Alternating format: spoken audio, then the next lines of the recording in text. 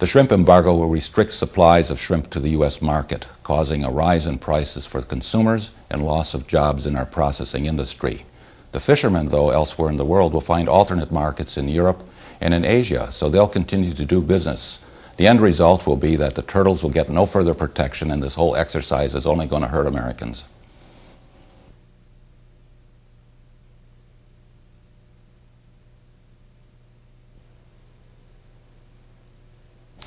Unilateral embargoes are a bad deal in environmental protection because they are imposing one country's standards on other people in the world without knowing whether or not those standards are realistic for the other nations.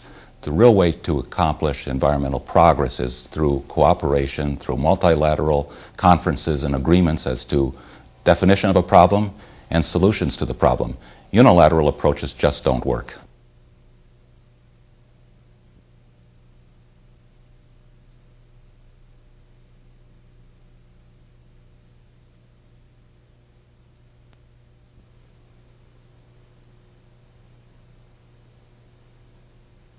The U.S. shrimp industry has been fully cooperative in protecting the sea turtle populations by use of the turtle excluder devices, but other factors affect these populations as well, such as dredging and beachfront development and predation of eggs. It's time to look at all of the factors and take corrective action when necessary. Don't put all the responsibility on the U.S. shrimp industry.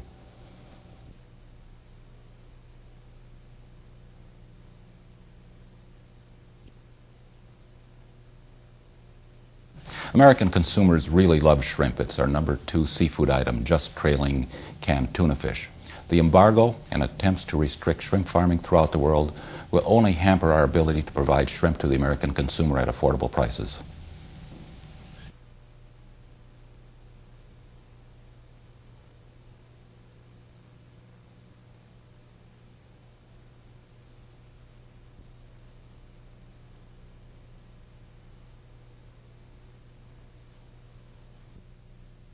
One of the main problems in the 21st century is providing food for an exploding population. We can't expect any increased production from the ocean.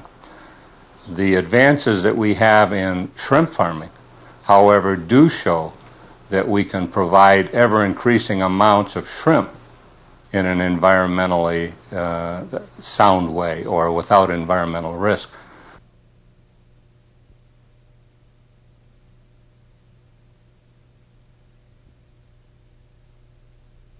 During the last 10 years, we've spent $35 million to provide a scientific foundation for high-health, genetically improved shrimp and environmentally friendly production systems. We've succeeded. Those systems now are on trial in foreign countries around the world, and are working.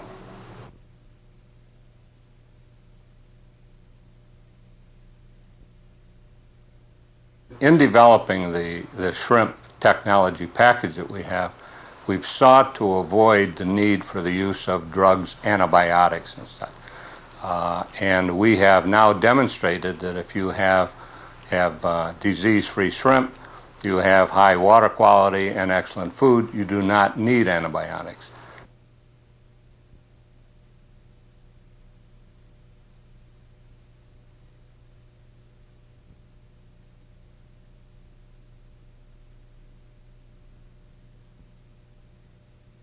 I think some environmentalists, not all obviously, are exaggerating the extent to which shrimp farming has destroyed mangrove areas.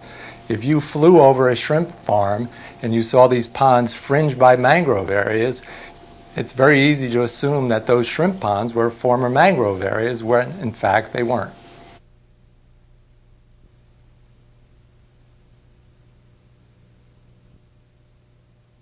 I think if people re-examine this issue and study this issue, they will find that that shrimp farming is not the major reason why mangroves are being destroyed. That the major reason, in reality, is this migration of landless people into these regions without alternate means of income, and they harvest the trees for fuel wood, for timber, for construction purposes, for many reasons.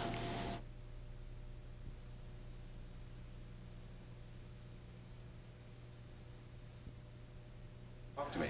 Yeah, obviously over the last 20 years, the industry has been evolving mostly by trial and error.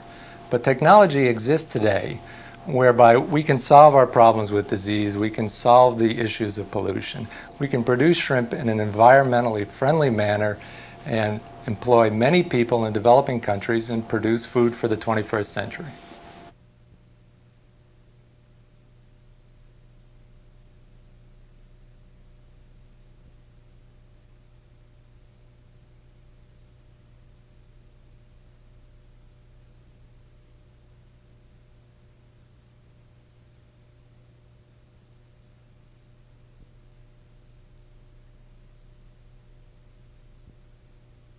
I see a ray of hope for Kemp's Ridley turtle. If we can continue the level of support and increase the level of protection that we currently have, if we continue to see the fishing industry helping by using turtle excluders to protect the adult females, I think this turtle has a future. I think that it will continue to survive. It's been here 150 million years.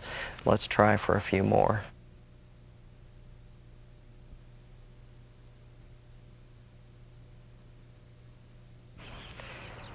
In 19 years working at Rancho Nuevo, we saw the turtles drop to a low point in '85 where it looked like we were going to lose the species. Today, it looks like they're coming back as a result, we hope, of our 19 years of work, turtle excluders by the fishing industry, and this year we're really excited that the National Fisheries Institute and fishing industry are helping us to perpetuate this project.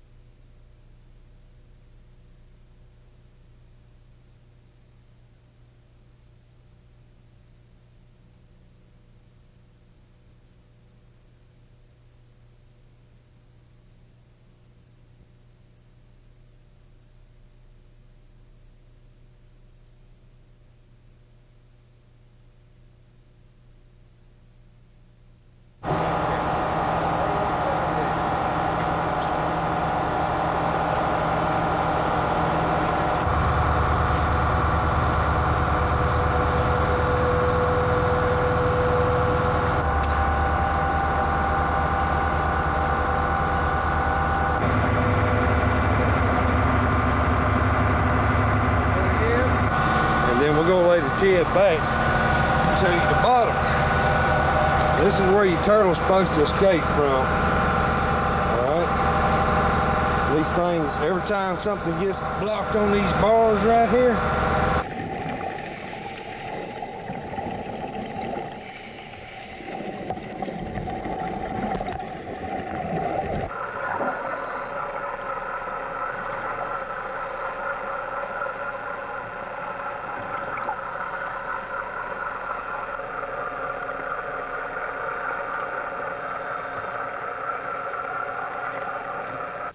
There are many different grid TED designs available to the fishermen today. Shrimp fishermen have discovered that TEDs not only exclude sea turtles, but also can exclude unwanted debris from their catch, such as grass, sticks, shell, and sponge. In addition, unwanted catch such as jelly balls, sharks, and rays can also be excluded.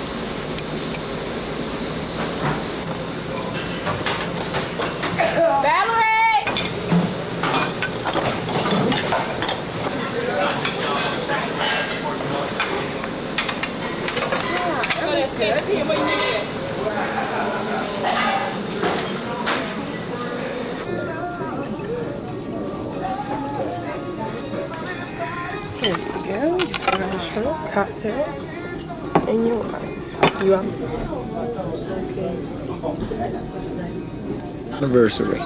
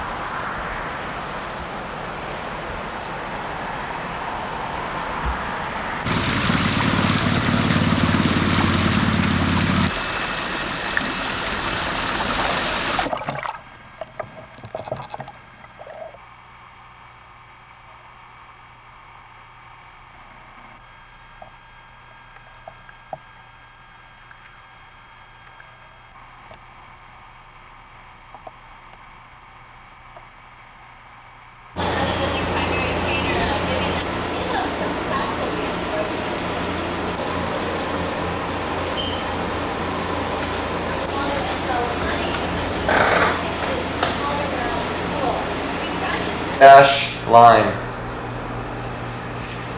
15.72. Blank blank red.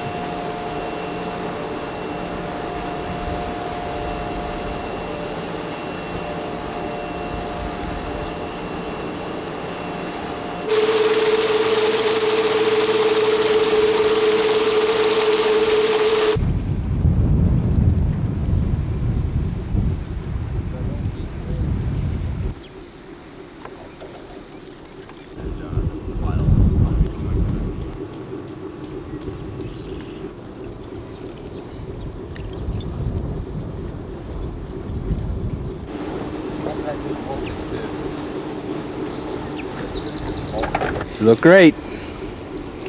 6 weeks. Looking good.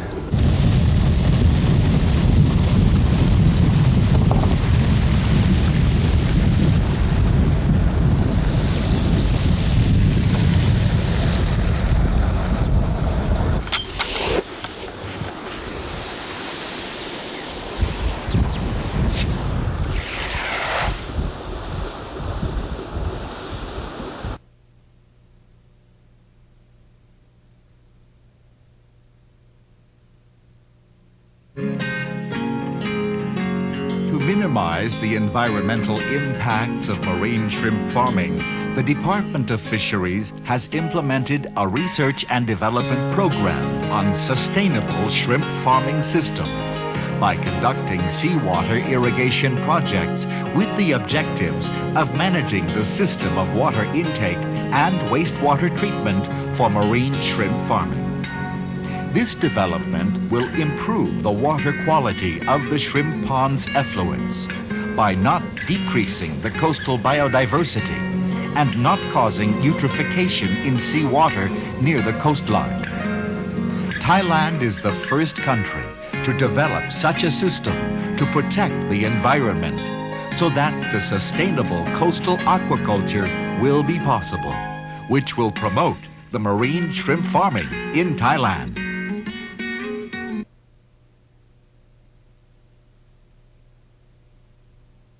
In fact, the mangrove are not suitable for use as shrimp ponds, as they are covered with peat, which is difficult for earthworks. In addition, the soils are highly acidic and would pollute the shrimp ponds.